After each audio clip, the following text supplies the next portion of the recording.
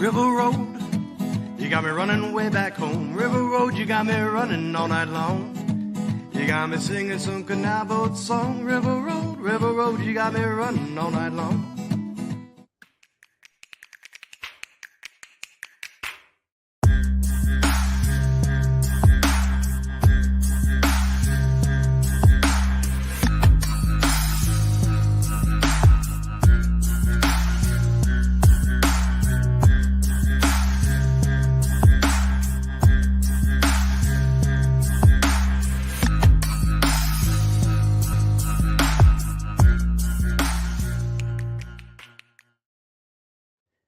All right, everybody, welcome to another episode of Niner Nuts, our Week 4 Parlay edition. I'm Indiana Dan here with Mr. Jimmy B, Mr. Easy E. Gentlemen, how are we doing?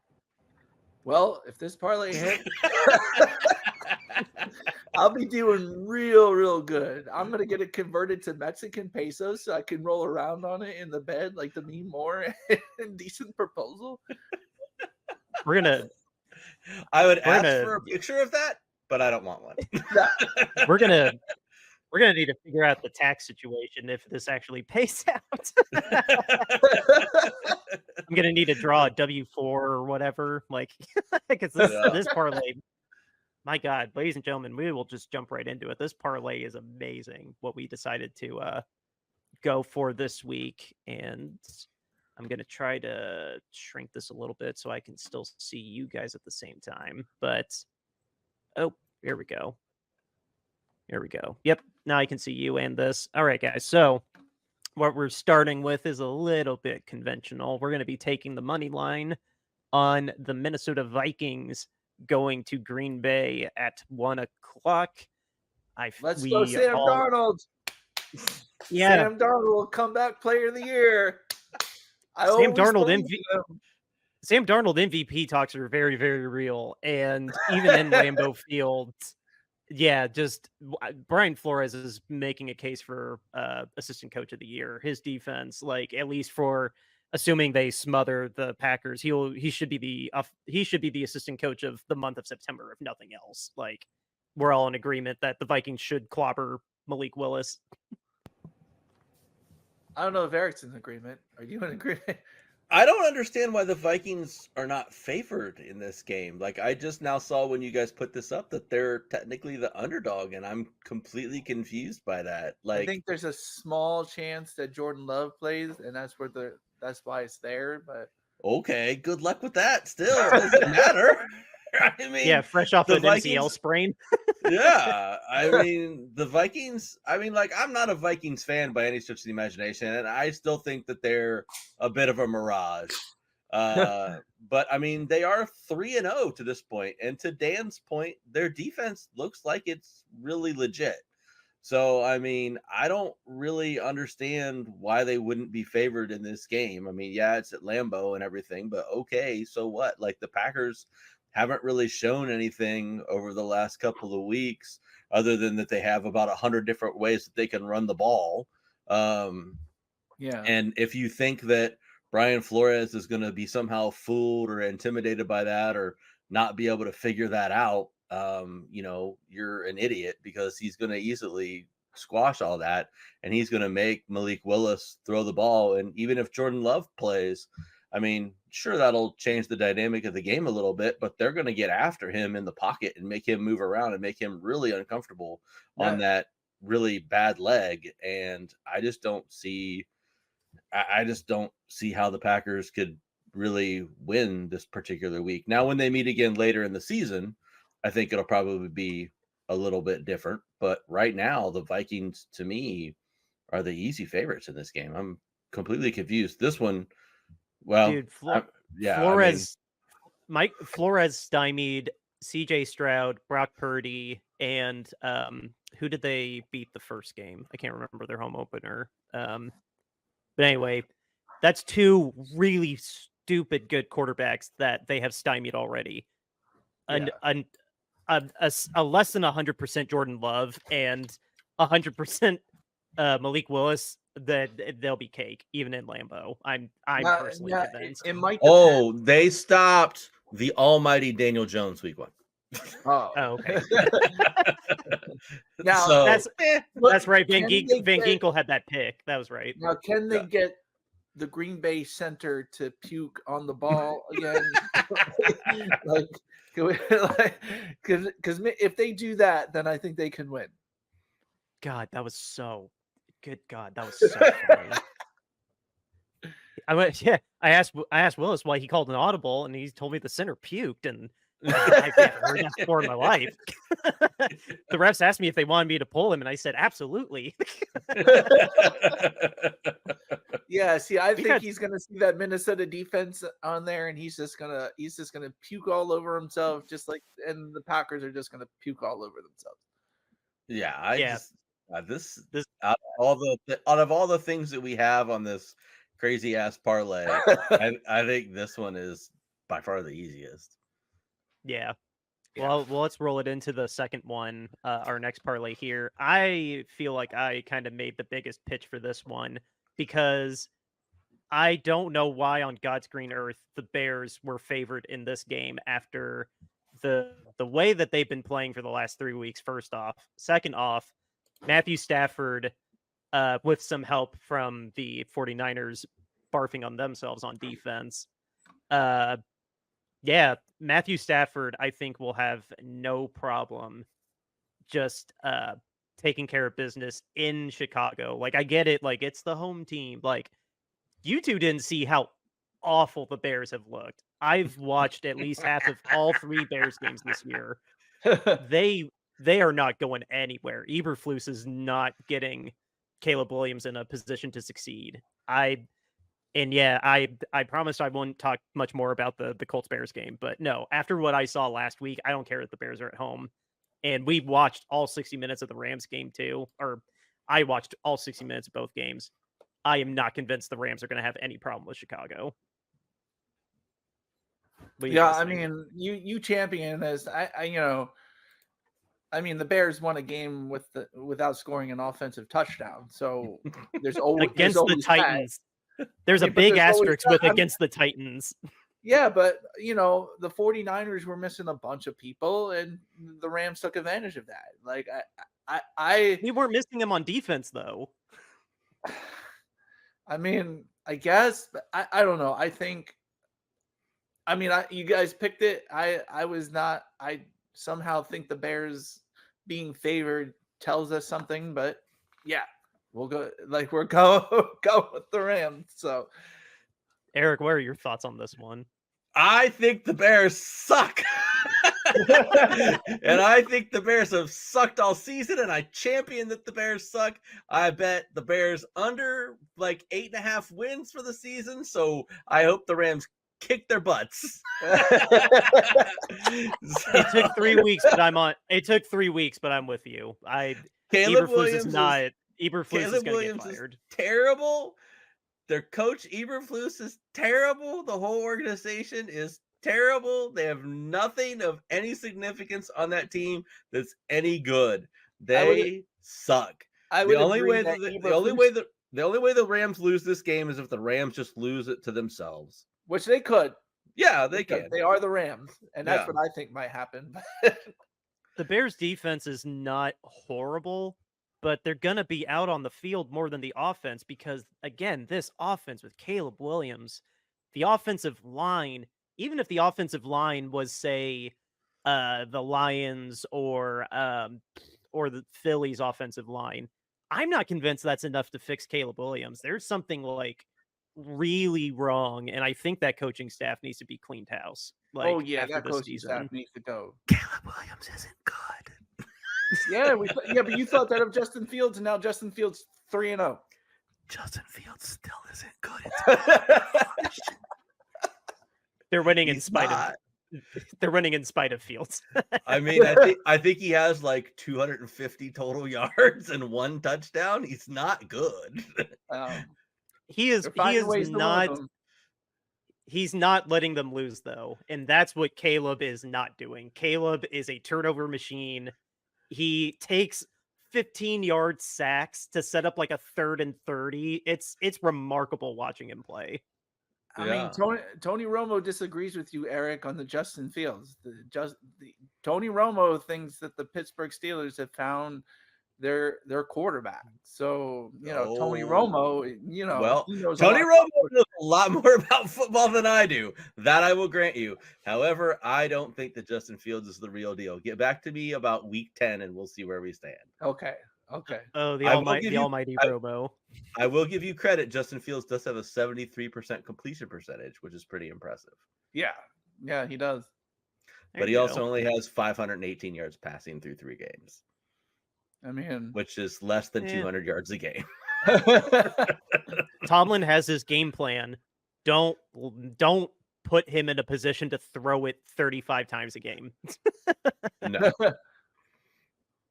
Anyway, since we're talking about the Steelers games, you guys want to jump to that one now? I was going to save the two. I was going to save those two because they're the real reason that the payout is as big as it is. And we'll spend a lot of time on those. Obviously, we can just highlight this real quick. Alvin Kamara, he whiffed on all of us last week. Credit to your Eagles, James. No, he didn't. He hit. Oh, he went over? He did. I looked at the stats. He went over. Like that was there was one drive where the Saints gashed the Eagles, and it was enough for him to hit the parlay of or hit the stat of plus 125 receiving and rushing. So that was like the one thing we were actually accurate on. Like it didn't look like it was going to happen, but then there was a drive late in the fourth quarter where New Orleans just found a weakness in the Eagles defense for a little bit and was able to score, and he ended up getting enough receiving and rushing to get over 125. So this should be no problem against the Falcons defense. Okay, so I'm glad he hit. I kind of stopped paying attention to the parlay once 4:00 hit, but no, we're writing this Alvin Kamara Offensive Player of the Year campaign. We're very comfortable with him getting over 97.5 yards against a division rival. Like, this is a game. I hope that his hip and rib injury, if he is out, we can just void this one. But no, as far as I know, it's not like anything more than he's just going to be questionable. I didn't see anything that gave me an alarm that we shouldn't put him on here. So I don't know if you guys happened to see that he was on the injury report. I did not. He's getting a ton of usage in this new Saints offense too. I mean, he's got 61 carries through 3 games, so he's getting 20 a game. He's got 10 receptions through 3 games, so a little over 3 receptions a game.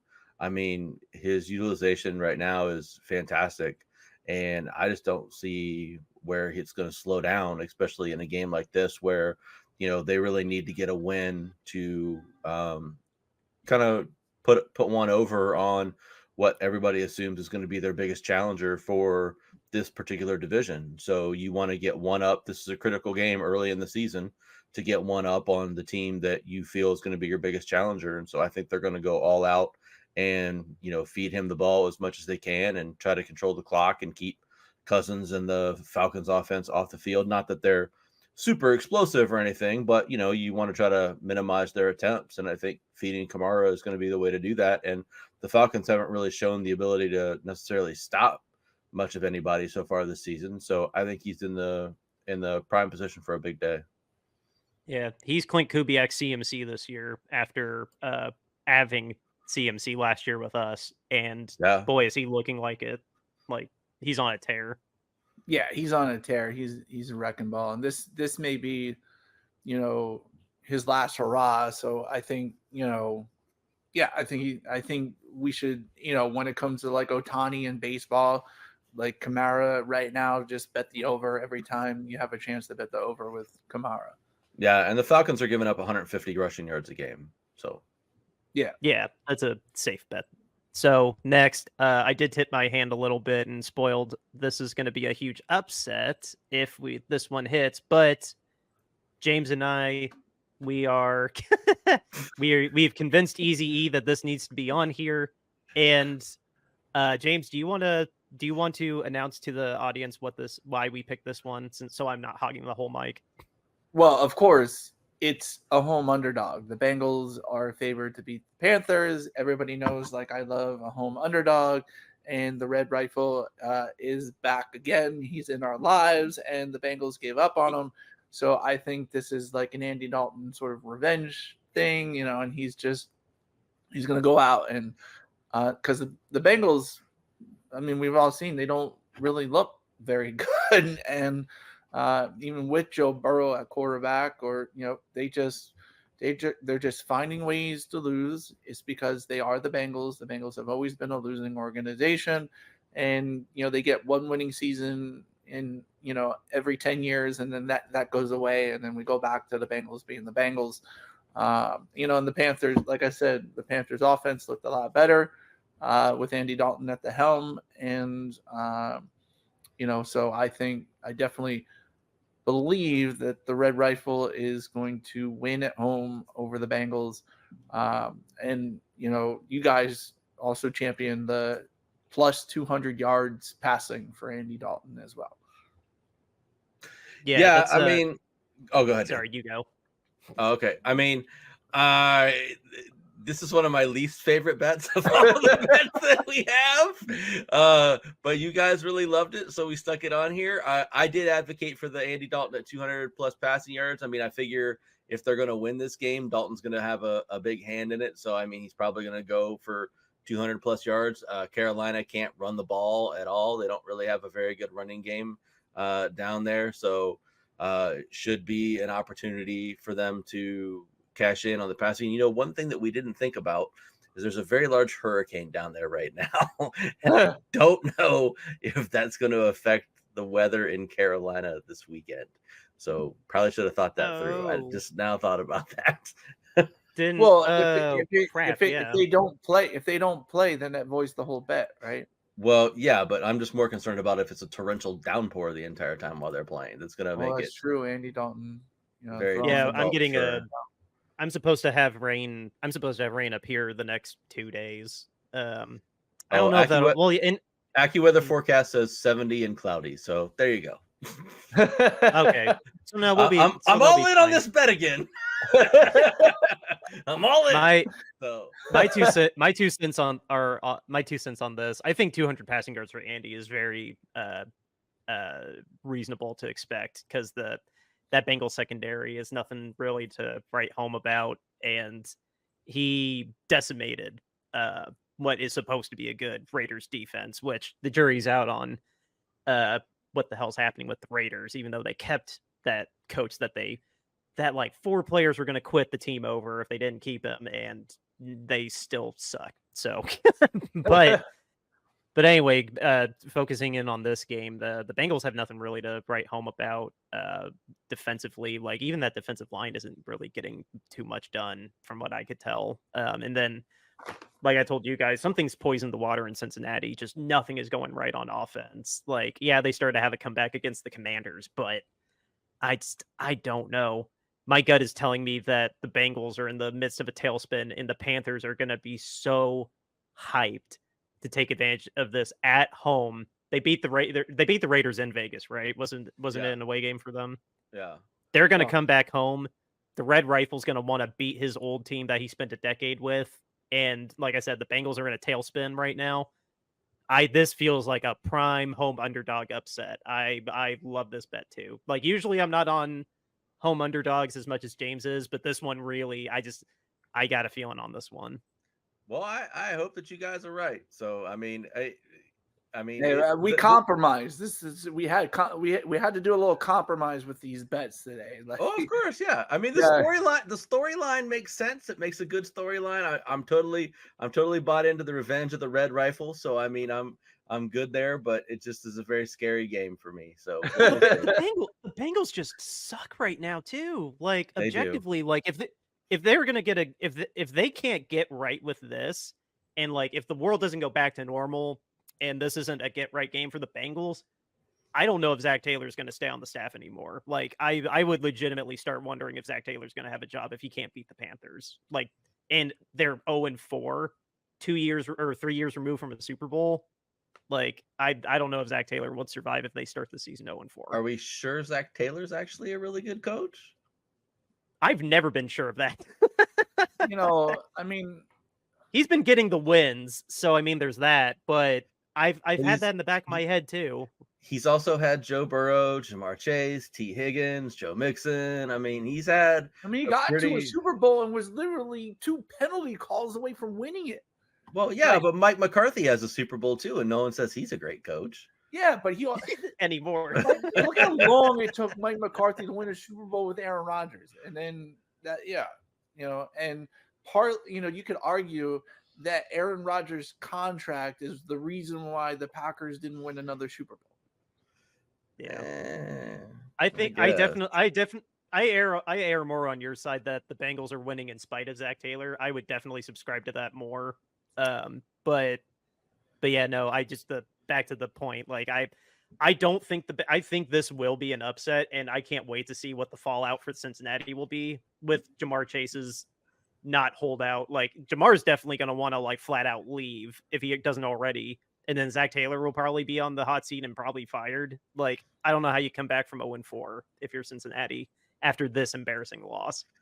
Well, I hope that that's the case. I hope and wish with all my might that we're talking about an 0-4 Bengals team next week. Yeah, let's hope. I have a relative that's a Bengals season ticket holder, and I can't wait to talk to him. I'm going to hit him up the second this game's over, like if they do lose, like because I need to know his reaction to it. That's good to know that you have a relative that's a Bengals season ticket holder. That comes in handy when the 49ers play the Bengals. Yes, dude, for sure. So anyway, moving on to our last one. It is another 2-pick single game parlay with the Steelers coming to Indianapolis, my backyard. And what we decided to pick on this one is this game will be boring as all hell with less than 40 points.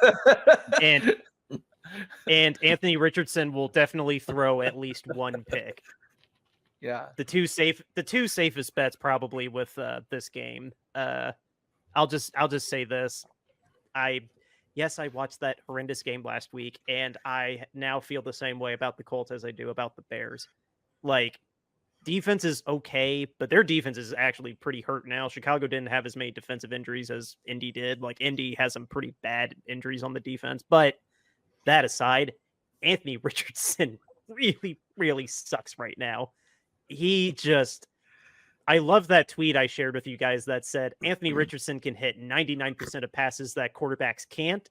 He also can't hit passes that 99% of quarterbacks can hit. And that's what's frustrating about him. I completely agree with that sentiment. Even though they're at home, facing the Steelers defense is going to be a living nightmare for him because they are going to bottle up Jonathan Taylor, so they can't lean on him for bailing out the offense. And this is just going to suck for them. The Steelers just will win games without scoring points, apparently. They're probably only going to score 30 points once in 17 weeks. But the score will be under 40. The Steelers will get a comfortable win, and Anthony Richardson, I frankly think, will throw 2 picks. But over 0.5 is fine. I don't know. My faith in the Colts for the rest of the year is not high. And for those of you who watch the show, yes, Dan and Eric convinced me to take the under. So, but I told them if the under doesn't hit, that we don't take any unders anymore. You hate unders as much as you like home underdogs. Yeah, I never feel comfortable, and I always feel like, personally, like when I bet the under, something ridiculous happens and somebody scores a garbage touchdown and it's like, or just something happens to like where we get like a bad beat. Like, I just feel like a bad beat coming with this, like that it's just going to be something like, what'll happen is Anthony Richardson is going to throw a pick 6, and that pick 6 is going to put him over 40. Yeah, something like that. Like, something like that. Like, yeah, that's exactly what it is. That's exactly what it is. Or I would say throw my chair through the TV. or like man. there's some coaching error after like the pick six doesn't happen. He gets tackled at the 5-yard line, and there's some coaching error, that happens where the Steelers can just go for it on fourth down to win the game, or they could kick a field goal or whatever, and the field goal takes us over. Like just something like that too. It's just like and yeah. I mean, we've all seen it happen. I mean, I remember one time, right? The Eagles were 9-point favorites over the Oakland Raiders, and they kicked the field goal late to take the lead at 3 points, and they were winning by 3 points. So of course, like the Eagles aren't covering, and then the next thing I think it was Derek Carr throws a pick six. He runs it in. It's 9 points. You're thinking, okay, well now they're going to cover because they're going to kick the extra point or whatever. They decided not to kick the extra point, so the spread was 9. So it doesn't matter which end of you betted that, you lost because it ended in a tie. You could have bet the cover. You could bet the Raiders with the points. And I'm just saying, like stuff like that just happens, and like that would happen to us with this. I'm just saying. Oh no. So I mean, I'm with you, James. I don't usually take unders as well because there's like all this like downside, right? Because like once you like break the under, like it's over. Like there's no you're over. There's no, the ticket's done. You can't do anything, and it just seems like there's so many ways that you can break the under because there's limitless potential for going over it. Whereas if you take an over, you have all the limit to go over it, and you can push it down to give you more space. But this one just seemed too juicy to me. These two teams are objectively terrible on offense. The Colts and Bears last week, two teams that aren't good at all, didn't score over 40 points. They only scored 37. So, I mean, those weren't even two good defenses facing each other. At least in this game, you have a team with a really good defense in the Steelers now facing against the Colts. I can't see a world in which the Colts are going to put up 14 points in this particular game, and the Steelers are still not going to score probably more than 21, 24 points. So, I mean, it just feels like this should be something that is pretty easy to come across. And just for reference, Anthony Richardson has thrown 6 total interceptions through 3 games. So I feel pretty confident about his ability to pitch one into the hands of a Pittsburgh Steeler at some point in time in this game. Yeah, you guys, it's just gonna be. Did you watch that? You watch. It's just going to be a pick six at the end of the game where the guy runs it in. We go over. Like that's what's going to happen. We're going to get the pick. But then he's going to take it in for a touchdown with like 30 seconds left in the game. And yeah. Did you guys watch? I know you guys didn't watch the whole recap. Did you both watch that one pick I sent you? Where Anthony's just floating off to the left. It's a goal line pass. Yeah. And it's 1-on-3. And I didn't realize it got tipped. But even at the same time, he was just a hot potato into triple coverage. What could go wrong? Yeah. He does not. You and I talked a little bit about it on the last pod, Dan. Like, I see why they drafted him because he's big, he's strong, he's got a absolute cannon for an arm. He could throw the ball 75 yards off his back foot. I mean, he did that in like week 1, but like he doesn't have it all together yet. So I mean, like he's as raw as it. Yeah, I mean, he's as raw as it gets in terms of being a quarterback prospect.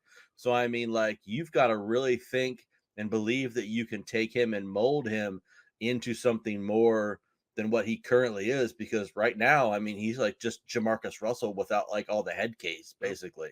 So, I mean, like, it's just, he's got loads of yeah. I mean, he's just got loads of like talent and potential, but I don't know that he has the capability and the tools to put it all together into one sort of cohesive package. I mean, his completion percentage is under 50% right now.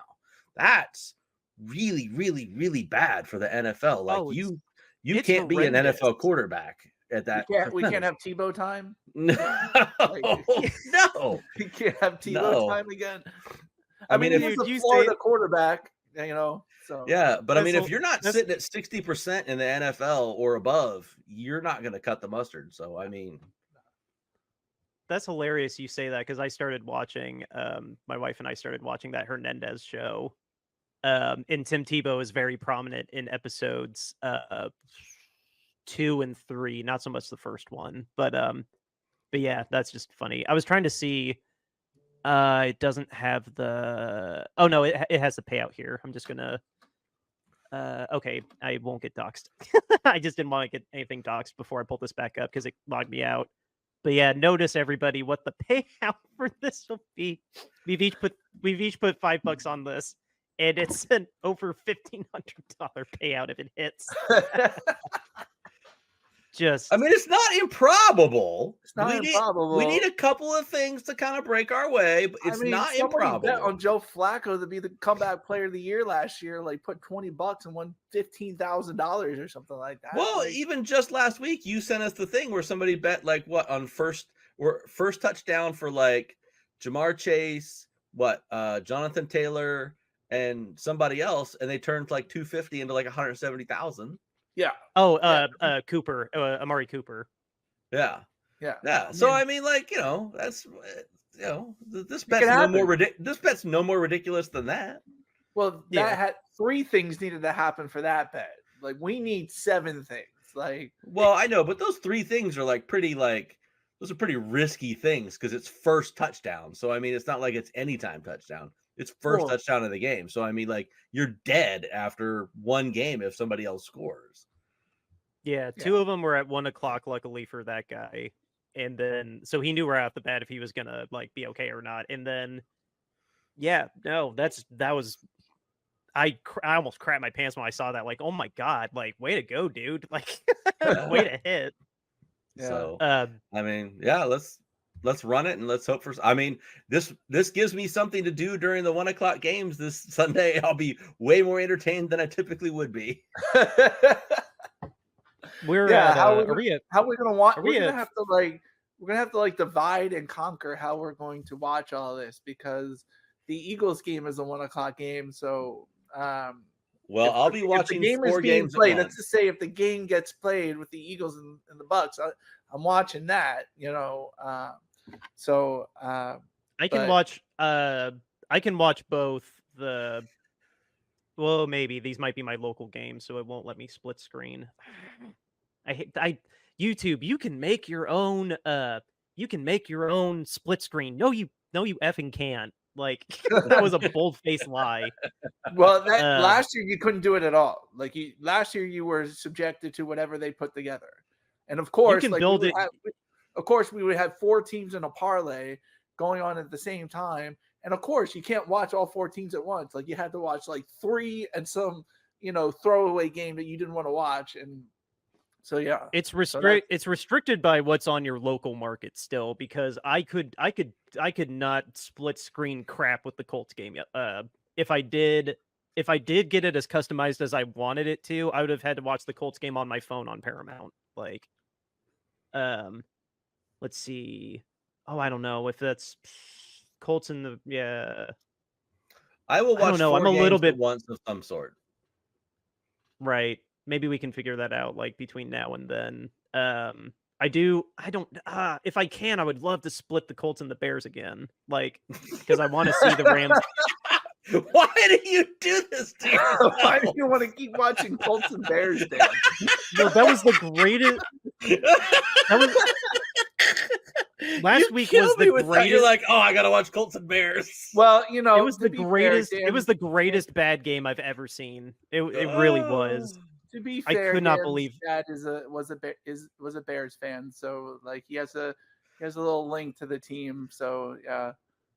I do. I Yeah, will- there is that. And then I like my hometown team. I want them to do good. Like, am I like a fan? Like, not really, but I want to know how I my could home care team is less if the doing. Bucks and the Dolphins win. Like, no, like they do not interest me. Two teams, Eagles and whoever plays the Cowboys. That's basically,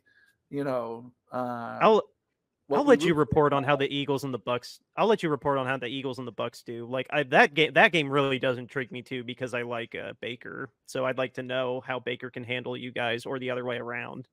Yeah. Well, it'll be interesting given the fact that Vic Fangio made it very hard for the Saints to cover Jalen Carter in the New Orleans game. Like he kept making it so that the Saints had to cover him one-on-one with a really bad tackle and a okay guard.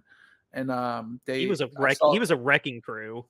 Yeah, it was crazy. He had 51 snaps, and out of 51 snaps, he impacted 18 plays, which is unheard of. For like the breakdowns that I was seeing, like they were like, yeah, you're lucky if you get 7 or 8 plays, and this dude had 18. Like that, he was just affecting because of how dominant he was. So that's insane. Yeah, I guess I'm just gonna have to play with YouTube and see what I can and can't do. I really don't want to watch something on my phone if I don't have to. But I yeah, will probably be watching Saints and Falcons, Vikings, Packers, and then whatever else I can multi-view with those 2 games. I feel that's not a bad base to work with. Yeah, and I'm glad I could probably get the Eagles and Tampa with a local channel, and then I could watch another game on my computer or something. Oh, I don't know what my home game is this week actually. Let me 356. It's not Cleveland. It is Cleveland, and that's the CBS game. Hold on, I'm gonna pull up Cincinnati, Carolina. Oh, there you go. You can root for the Red Rifle.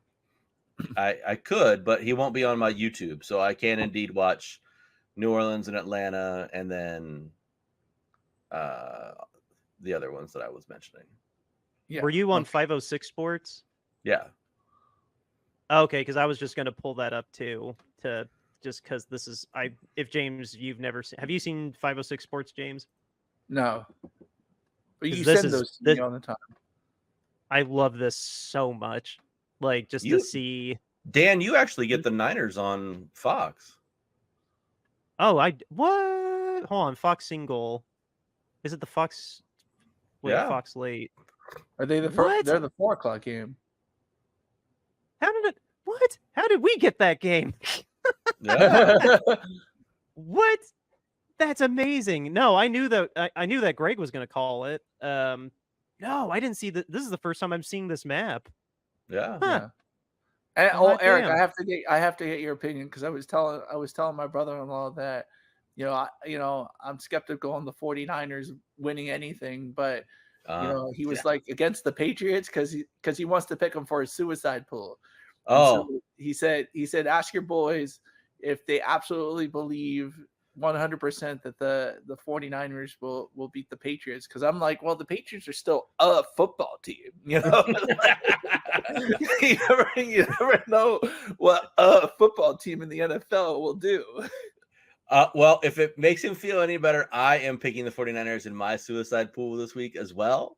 So okay. I would recommend that.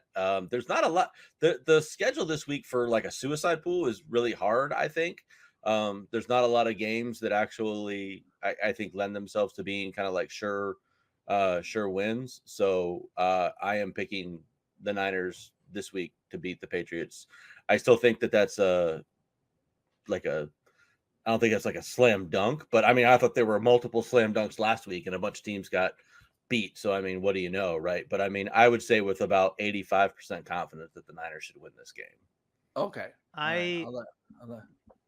You guys know our unofficial Patriots reporter for the show. I won't name him here. I don't think he'd care, but but no.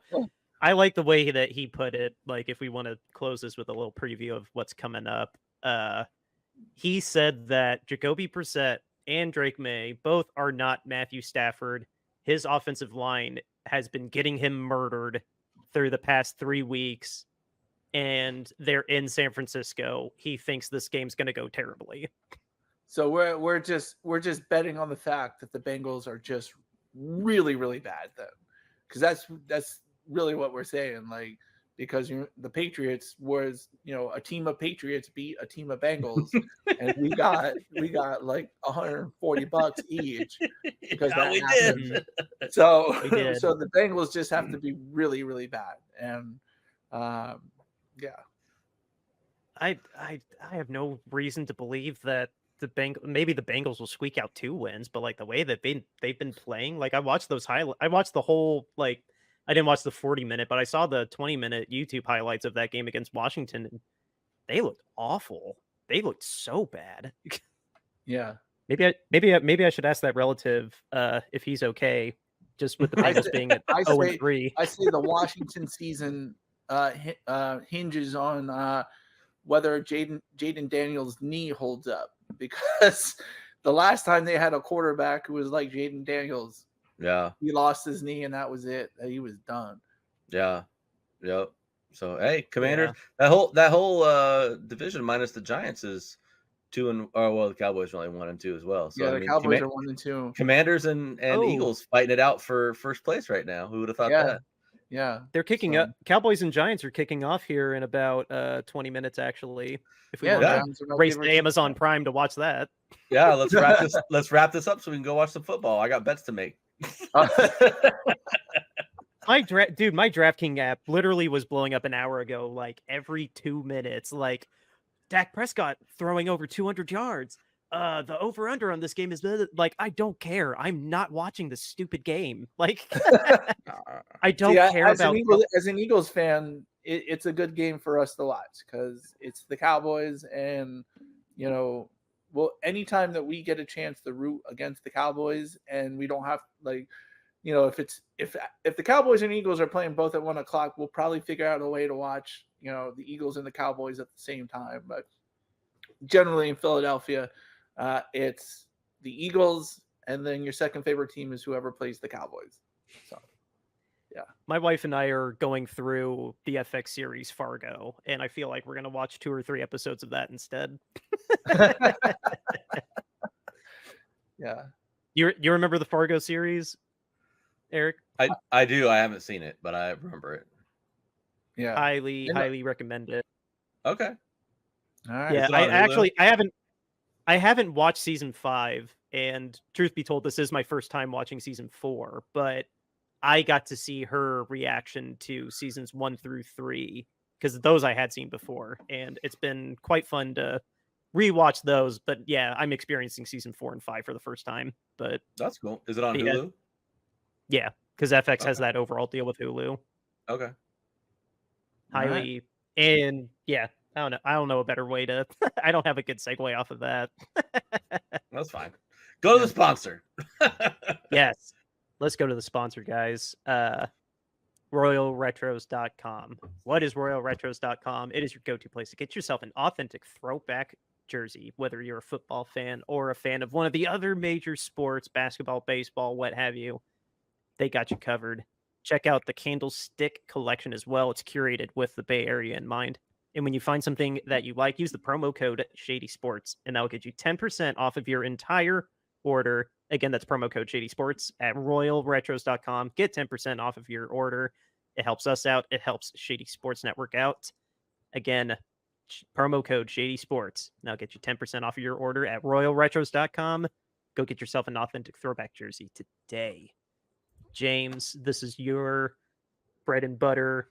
You're best at reading this, way better than me. Let people know about our t-shirts. Hey guys, so if you follow the show, we've been raising money for Mountain Comprehensive Care Centers in Kentucky. They are a crisis center that helps people overcome domestic violence and things like that. So the reason why we brought this and made it our charity is basically because the Houston Texans minority owner was charged with very serious sexual crimes in Kentucky, and basically got off with a slap on the wrist, probably because he's an owner, but we don't know for sure. But we do know that he was charged and arrested for it, and it was not a media thing as much as a player who would be charged and arrested for certain things. Like for instance, when Tyreek Hill got arrested before the Miami Dolphins game, we knew that instantly. We right away we knew that. But probably 99% of you who haven't watched the show and or out there didn't hear about this Houston Texans minority owner getting charged with very serious sexual crimes.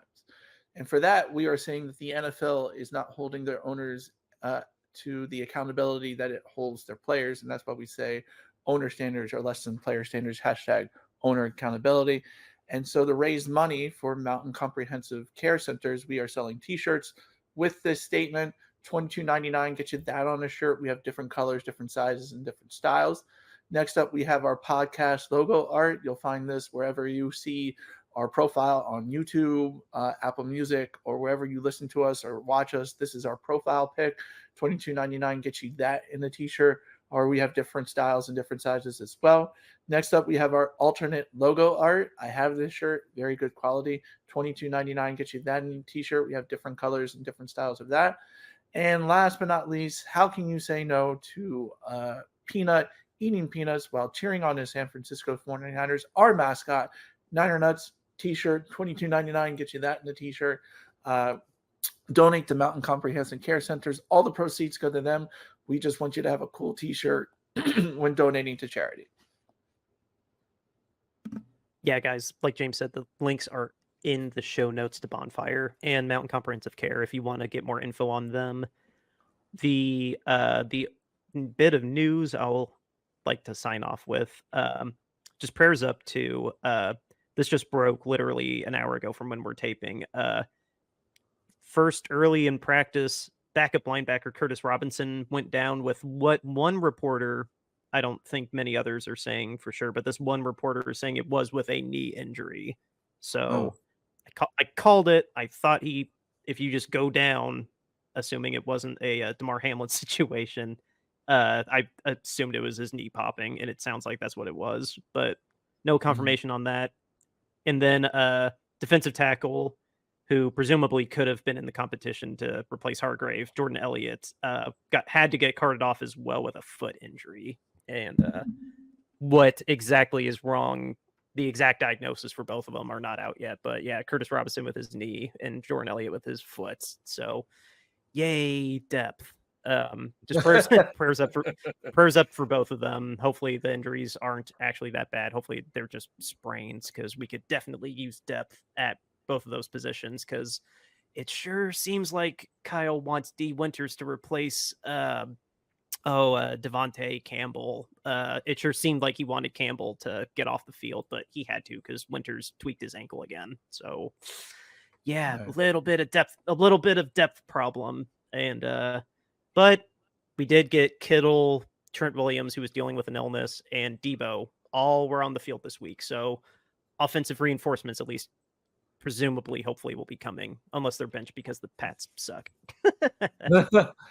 Yeah, I didn't see if they got a injury status after the practice today or not, just because we started taping and stuff. So I didn't get a chance to look at that yet to see if they were listed as questionable or probable or whatever. So I don't think they have tags yet, but they were all limited. Okay. So, Eric, I have a question. I think sorry, that San Francisco, like, I don't know what you got behind you. The painting? The painting, yeah. I see San Francisco 49ers. What's the other part say? It's Niner Nuts. It's our logo. I see it now. Yep. Okay. My daughter painted those for the show. Ah, you have to tell her thank you from Dan and I. Yep, I will. I love that Mona Lisa with the Niners hat that you have too. That's out of frame now, yeah. But that thing was beautiful when you had way too much headroom. Yeah, I'll make my fiance move it, or why do I call her my fiance? Make my wife move it down. Yeah. All right. It took me a minute to get used to saying wife too instead of fiance and girlfriend. Yeah. Outro Okay, music, I'll take- River I'll Road, Justin Youth. Yeah, we'll see you guys on Tuesday. Beat the Patriots. Please beat the Patriots.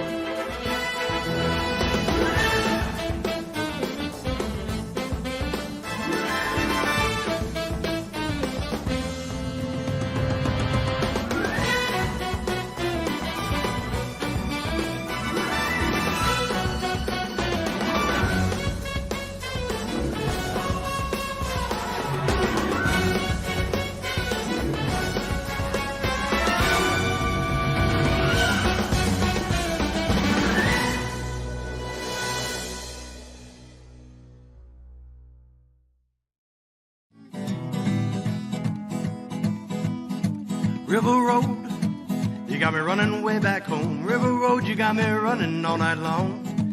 You got me singing some canal boat song. River Road, you got me running all night long. River Road, where have all the women gone? Have they kissed her hand and waved you bye-bye? Have they thought about crossing your double yellow lines? River Road, they love